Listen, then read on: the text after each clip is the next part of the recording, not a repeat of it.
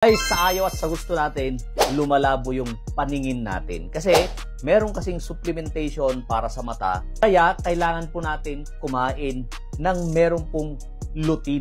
Yan. So, kailangan natin ng lutein, supplementation para sa ating mata. Pero ngayon guys, available po dito sa ating Yellow Basket. Ang maganda nito is in gummy form. Wow. So, may mga capsules kasi na kung saan ayaw ng mga iba na uminom ng capsule.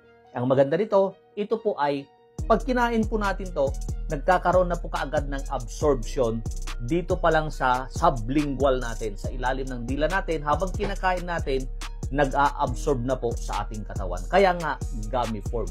Mas maganda yan, compare lang po sa capsule na direkta na kaagad sa ating stomach. Pero ito, habang kinakain natin, meron na po tayong na-absorb sa loob ng ating katawan.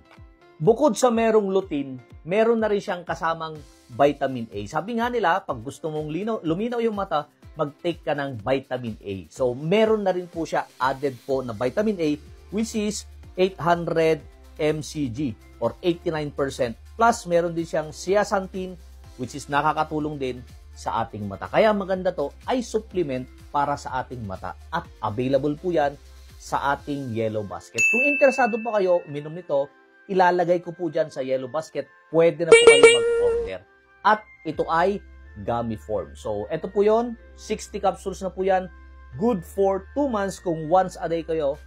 Pero kung 2 a day kayo, this is good for 1 month. Ang maganda nito sa resulta niyan, makakatulong to para maging malinaw yung ating paningin. Kasi nabibigyan na ng supplementation yung ating mismong mata. So, ilalagay ko na po dyan sa Yellow Basket. Pwede nyo na po i-check out.